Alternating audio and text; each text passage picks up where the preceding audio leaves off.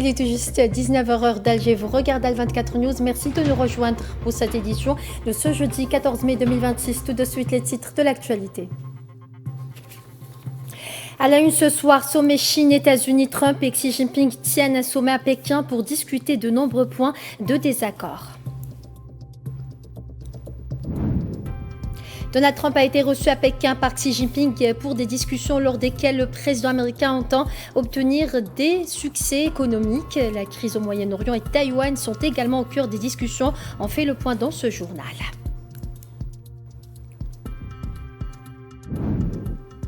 Agression sioniste contre le Liban, au moins 22 martyrs dans des frappes sionistes aujourd'hui. Et puis, Parti national RIF, un premier bureau européen ouvert à Gérone, en Espagne.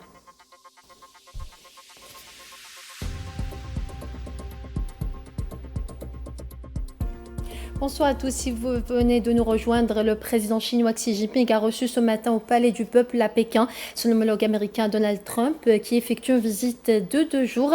Les deux dirigeants tiennent un sommet pour discuter de nombreux dossiers et de leurs répercussions mondiales allant du commerce aux questions liées à l'Iran et à Taïwan. Les deux présidents se sont tenus côte à côte pendant qu'une fanfare militaire chinoise jouait les hymnes nationaux américains et chinois accompagnés de salves de canon. Les deux présidents ont également salué les délégations des deux pays.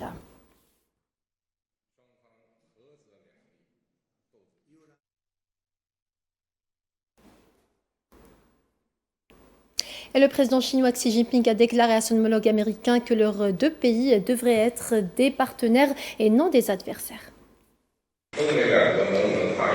Les intérêts communs entre la Chine et les États-Unis l'emportent sur leurs divergences. Le succès des deux pays représente une opportunité mutuelle et la stabilité des relations sino-américaines est une bonne chose pour le monde. La coopération profite aux deux parties tandis que la confrontation leur nuit. Nous devons être des partenaires et non des adversaires, parvenir à un succès mutuel, prospérer ensemble et nous engager sur une nouvelle voie de coexistence entre grandes puissances dans cette nouvelle ère. Je suis impatient d'échanger avec vous, Monsieur le Président, nos points de vue sur les questions majeures qui concernent nos deux pays et le monde et de travailler ensemble pour diriger le grand navire des relations sino-américaines. Cela fera de l'année 2026 une année historique et créative pour les relations entre la Chine et les États-Unis afin de poursuivre l'héritage du passé tout en ouvrant l'avenir. De son côté, le président américain Donald Trump a déclaré à son homologue chinois que les deux grandes puissances auraient un avenir merveilleux. Je suis très heureux de vous rencontrer à Pékin. C'est ma deuxième visite après plusieurs années. Notre rencontre d'aujourd'hui peut être décrite comme le pivot de l'attention mondiale. Le monde est témoin de changements accélérés que nous n'avons pas vus depuis un siècle. La scène internationale évolue rapidement. Le monde est arrivé à un nouveau carrefour. Vous et moi, nous connaissons maintenant depuis longtemps. En réalité, il s'agit de la plus longue relation entre nos deux pays, entre n'importe quel président et un autre président. C'est un grand honneur pour moi. Nous avons eu une relation fantastique. Nous nous sommes bien entendus. Lorsqu'il y avait des difficultés, nous avons travaillé à les résoudre. Je vous appelle, vous m'appelez. Mais chaque fois que nous avions un problème, nous travaillons à le résoudre très rapidement. Nous aurons un avenir merveilleux ensemble. Ce respect pour la Chine et le travail que vous avez accompli, vous êtes un grand dirigeant. Et le président américain Donald Trump a qualifié ses entretiens avec son homologue chinois Xi Jinping d'extrêmement positifs et productifs. Il s'est exprimé ce jeudi lors d'un dîner d'État officiel offert par le président chinois. Il a ajouté que les relations entre Washington et Pékin n'ont cessé de croître depuis la fondation des États-Unis jusqu'à aujourd'hui et qu'il existe une opportunité de bâtir un avenir marqué par une coopération et une prospérité accrue avec la Chine.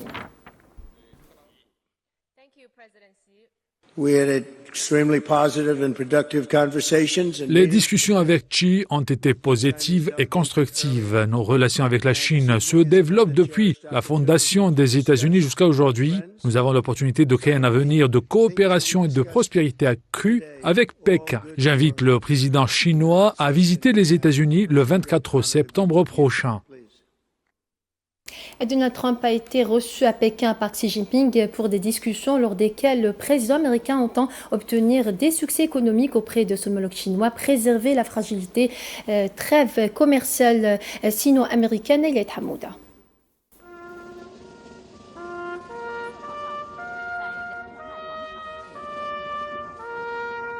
C'est une image que l'on n'avait plus vue depuis 2017. À Pékin, Donald Trump et Xi Jinping, celle des retrouvailles placées sous le signe du pragmatisme économique. Plus de 2 heures de discussion pour tenter de stabiliser une trêve commerciale encore fragile. Pour le président américain, l'objectif est clair, transformer l'amitié affichée en contrat sonnant et trébuchant.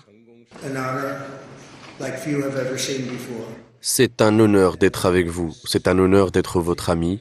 Les relations entre la Chine et les États-Unis vont être meilleures que jamais. Dans la valise de Washington, des dossiers précis, l'augmentation massive des achats chinois de produits agricoles et d'avions américains. Une manière de réduire un déficit commercial qui reste le point de friction majeur. La dimension économique de cette visite dépasse le cadre diplomatique. Plusieurs grands patrons américains accompagnent la délégation, espérant un assouplissement des régulations chinoises et un accès élargi au marché local.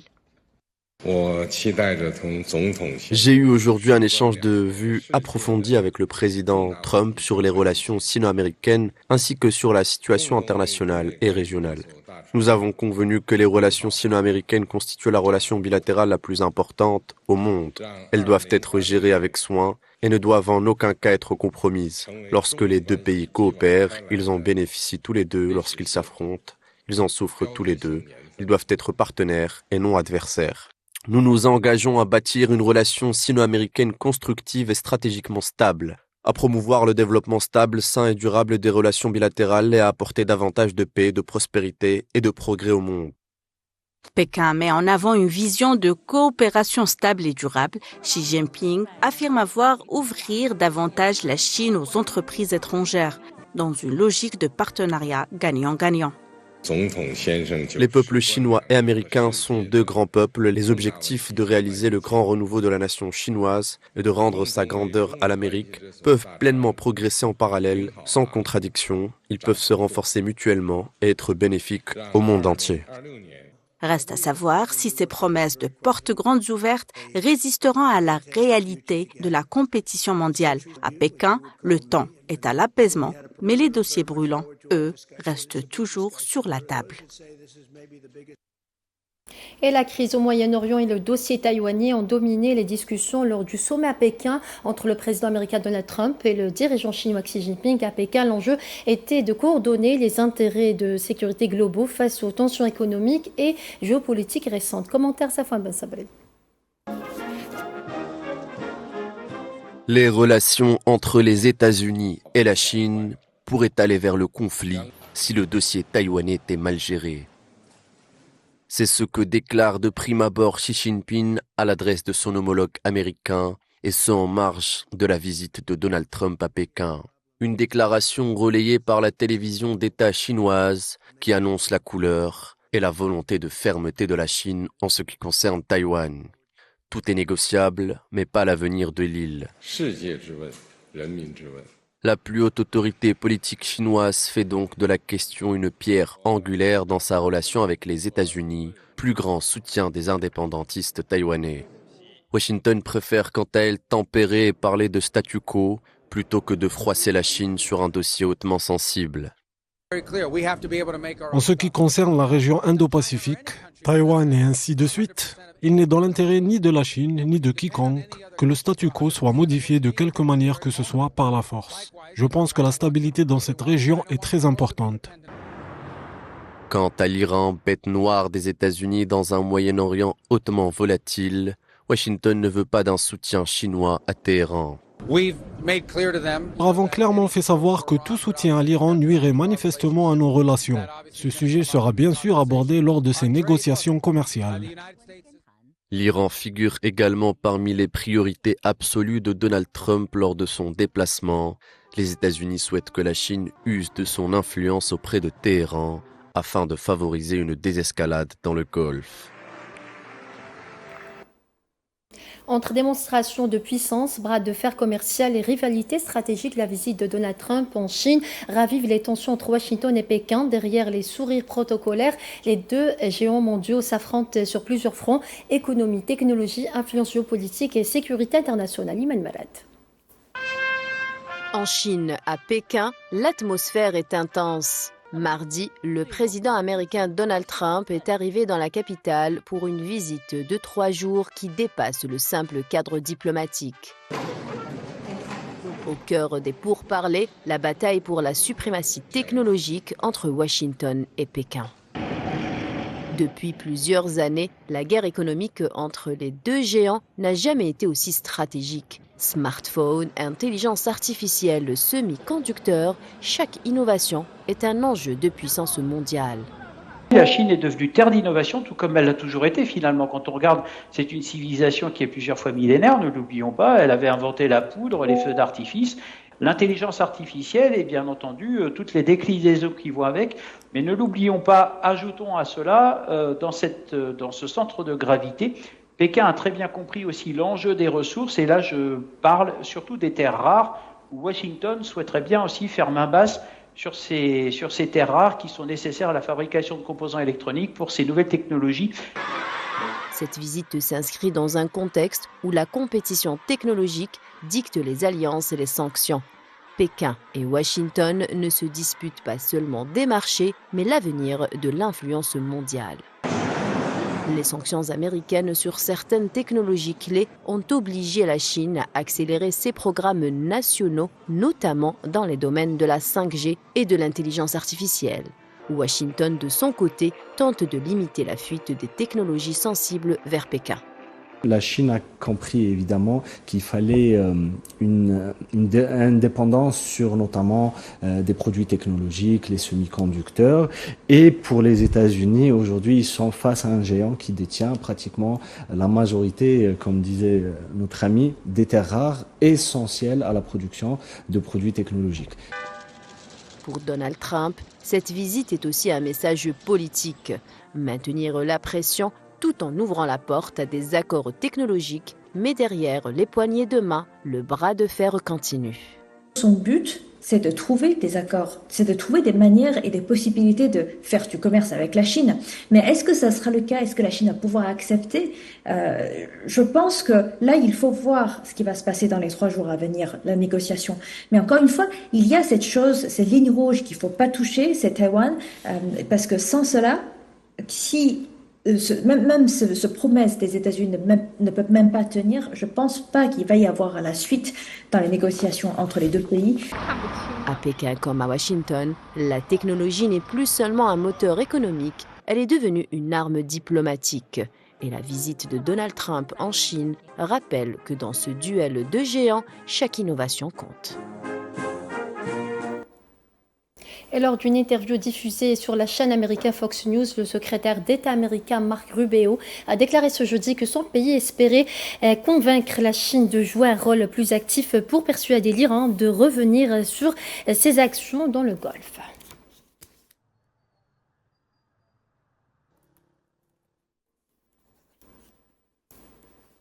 Et s'exprimant ce jeudi lors d'un entretien accordé à la chaîne américaine CNBC, le secrétaire au Trésor américain Scott Bessent a déclaré ce jeudi que la Chine ferait tout son possible pour assurer l'ouverture du détroit d'Ormuz.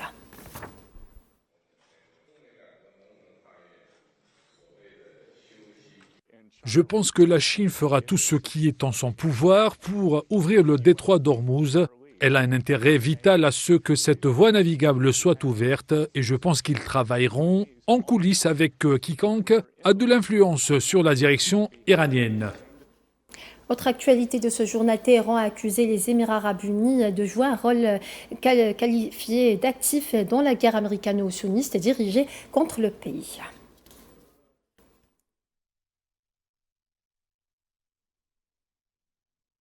Direction le Liban à présent, où l'armée de l'entité sioniste a intensifié mercredi ses frappes au pays, faisant au moins 22 martyrs selon le ministère libanais de la Santé. Ces frappes ont ciblé plus de 30 endroits distincts selon l'Agence nationale d'information. Depuis l'entrée en vigueur de la trêve le 17 avril 2026, plus de 400 Libanais sont tombés en martyrs selon les chiffres du ministère de la Santé. Pour rappel, depuis l'intensification de l'agression sioniste contre le Liban le 2 mars 2026, au moins 2882 personnes sont tombées en martyrs selon la même source.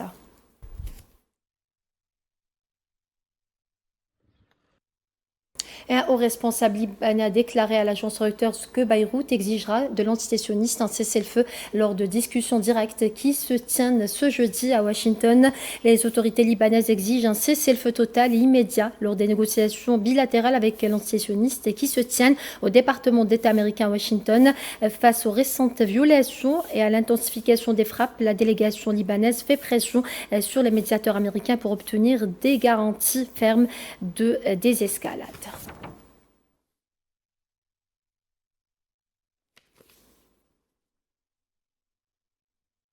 L'Organisation des Nations Unies pour l'enfance a déclaré qu'au moins 59 enfants ont été tués au cours des 7 derniers jours seulement au Liban. Parmi eux, 2 enfants d'une même famille ont péri avec leur mère lors d'un raid ayant ciblé leur véhicule. L'organisation estime que ces chiffres constituent un rappel flagrant des violations graves et des dangers persistants auxquels les enfants sont confrontés. Dans un communiqué publié ce jeudi, l'UNICEF précise qu'au moins 23 enfants ont été tués et 93 autres blessés depuis l'entrée en vigueur du cessez-le-feu. Cela porte le bilan des victimes des raids sionistes à 200 morts et 806 blessés depuis le 2 mars 2026, soit une moyenne de 14 enfants tués ou blessés chaque jour.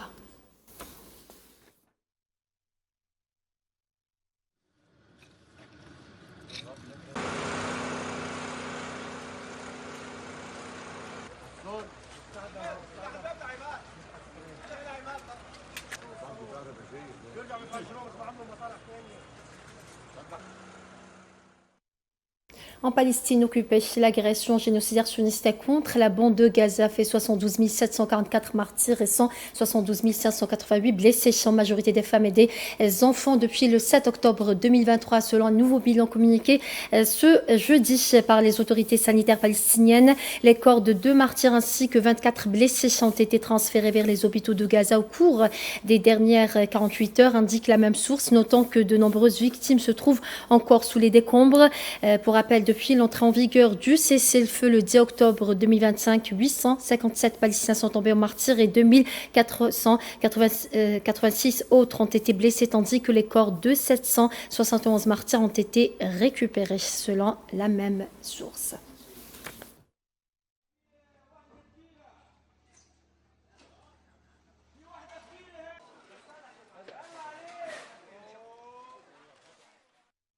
Après 78 ans de la Nakba, le peuple palestinien demeure aujourd'hui plus que jamais attaché à sa terre en dépit de l'agression sioniste et de la politique de déplacement forcé exercée par l'occupation sioniste sur les Palestiniens. Cette année, le slogan de la commémoration « Nous ne partirons pas, nos racines sont plus profondes que votre destruction » signifie que la Nakba n'est pas un événement révolu, mais une réalité persistante pour les Palestiniens. Elle est une blessure béante et une mémoire collective transmise de génération en génération.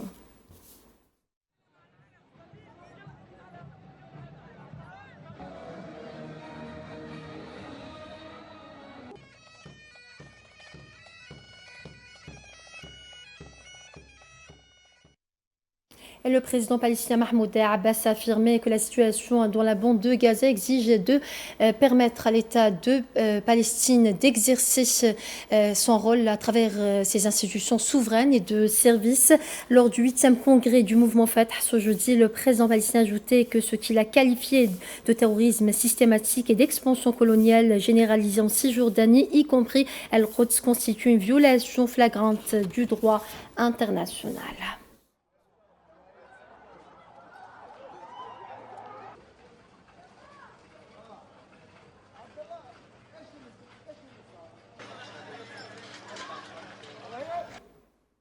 En Algérie, le président de la République algérienne Abdelmadjid Tebboune a adressé un message de condoléances à la famille de l'artiste Abdelmadjid Mescoud décédé jeudi à l'âge de 73 ans, dans lequel il a souligné qu'avec sa disparition, la scène de la chanson Chabi, notamment algéroise, perd l'une de ses figures emblématiques qui ont marqué de leur empreinte ce genre musical. C'est avec une immense tristesse que j'ai appris le décès d'Abdelmadjid Mescoud. Puisse Dieu Tout-Puissant lui accorder sa sainte miséricorde. Avec sa disparition, la scène de la chanson Chabi, notamment algéroise, perd l'une de ses figures emblématiques qui ont marqué de leur empreinte ce genre musical, apportant durant toute leur carrière joie et bonheur à un large public litant. Dans le message de condoléances, en cette douloureuse épreuve, je vous adresse ainsi qu'à l'ensemble de la famille artistique mes sincères condoléances et mes sentiments de profonde compassion, priant Dieu Tout-Puissant d'accorder aux défunts sa sainte miséricorde et de l'accueillir en son vaste paradis. À Dieu nous appartenons et à lui nous retournons, a ajouté le président de la République algérienne Abdelmadjid Tebboune dans son message.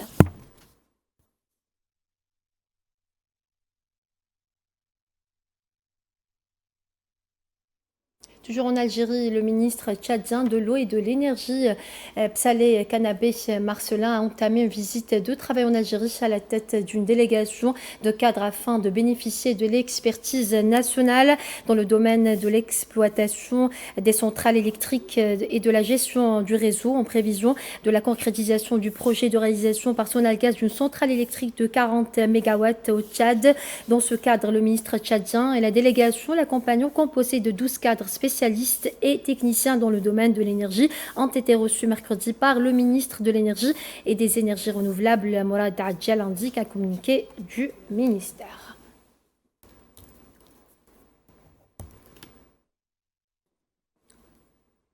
Le ministre tchadien des infrastructures, du désenclavement et de l'entretien routier, Samir Idriss Koudra, a salué la vision stratégique du président de la République algérienne Abdelmadjid Tebboune en faveur du renforcement de l'intégration africaine et de la concrétisation des grands projets structurant notamment le projet de la route transsaharienne.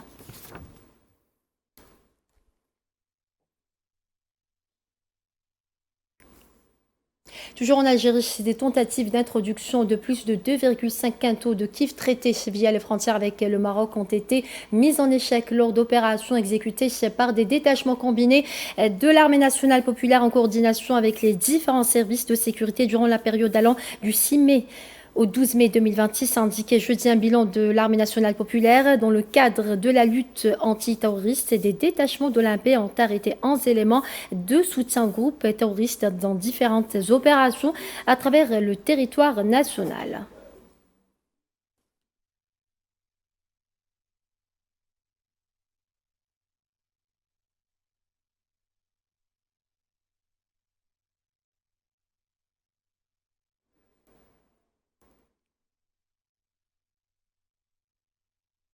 Autre information de ce journal, le président du Parti national Rifin, Oussama Radouane, a supervisé cette semaine l'inauguration de la première branche du parti en Europe, basée dans la ville espagnole de Gérone. À cette occasion, Mohamed Adouri a été investi en tant que président du bureau du parti en Espagne.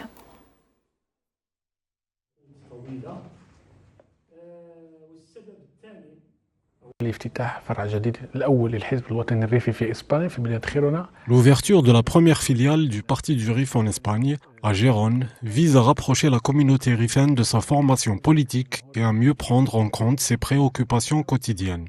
Cette initiative a également pour but de promouvoir la pensée républicaine au sein de la diaspora, tout en instaurant un dialogue avec le gouvernement espagnol.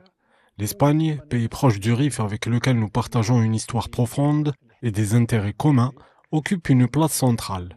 En effet, Madrid porte une responsabilité historique majeure liée à la colonisation du RIF, une étape marquante de notre passé commun qui nécessite aujourd'hui un engagement mutuel renforcé.